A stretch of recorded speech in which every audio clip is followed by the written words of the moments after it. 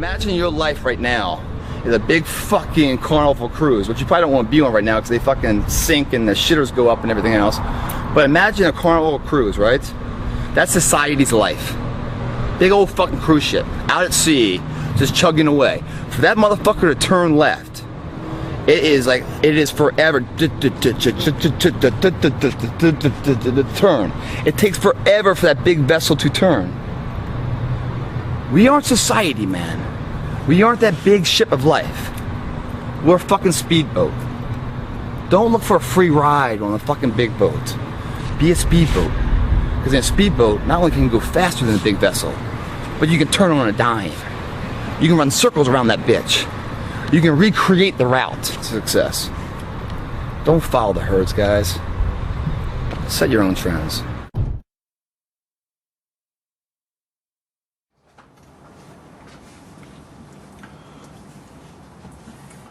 Alright, we got the crazy camera angle here.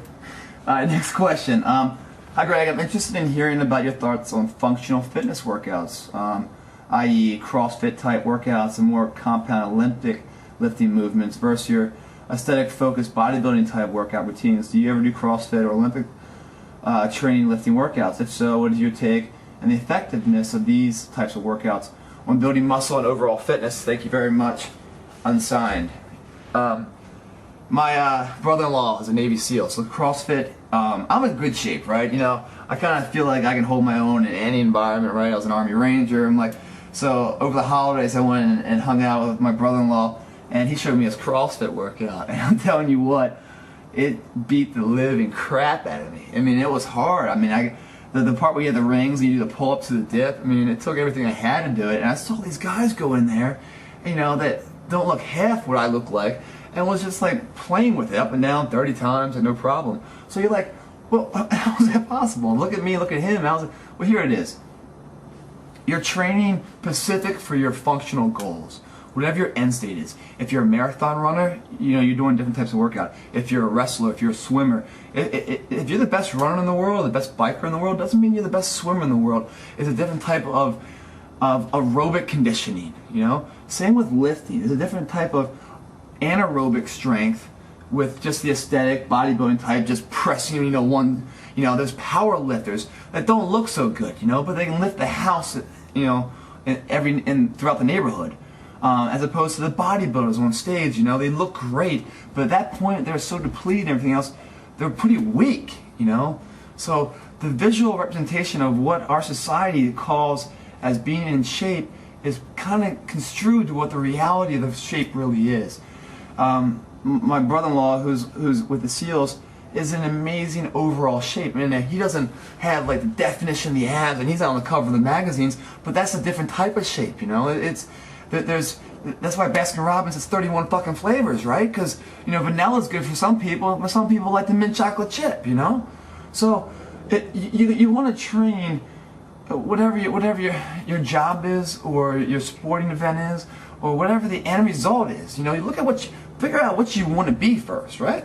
Once you figure out what you want to be, then find the path to get there. Different of these things work for different things. Now for me, you know, I'm more of the, as she says, the aesthetic focused bodybuilding type workout routines. Yeah, that's me, because that's my job, right? Simple enough. But I've done CrossFit, I've done Olympic lifts, I've done all kind of like with ranger trainings and stuff growing up. I still incorporate them in my workouts because what it does, it gives me a great way of breaking plateaus and keeps my body guessing. I keep them kind of hot. I'm coming down to a knee here now because I kind of stay low so I stay within the frame of the camera. So all those things are really good to really transform and break plateaus and keep shocking your system to provide growth. You know, it keeps your body guessing. There is no person out here on this world that can do it all. You know, it can run forever, bike forever, swim forever, pull-ups forever, lift heavy, you know, do all this stuff, you know, because they pull at each other in different ways. If you're a marathon runner, right, you're not putting up 5 plates on the bench press. You know, you got to decide, what do you want? Is it this one or that one? You know, you can't have them both because they pull in opposite directions, you know. If you want to be a world-class marathon runner, for example, you can't, you're not going to be, you know, who's the last 250-pound marathon runner? I don't think so. It doesn't work that way. So anyway, I'm beating the point. But yes, I have tried them.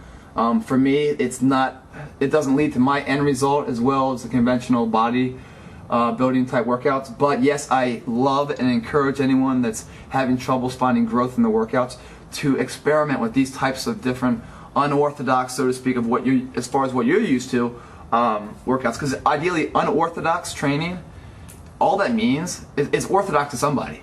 You know, it's just unorthodox to you because you're not used to it. But guess what else? Your body's not used to it either. Huh? See where I'm going with that? So therefore, your results aren't going to be used to it either. They're going to be better. So give them a shot. Thank you for the email. Very, very good.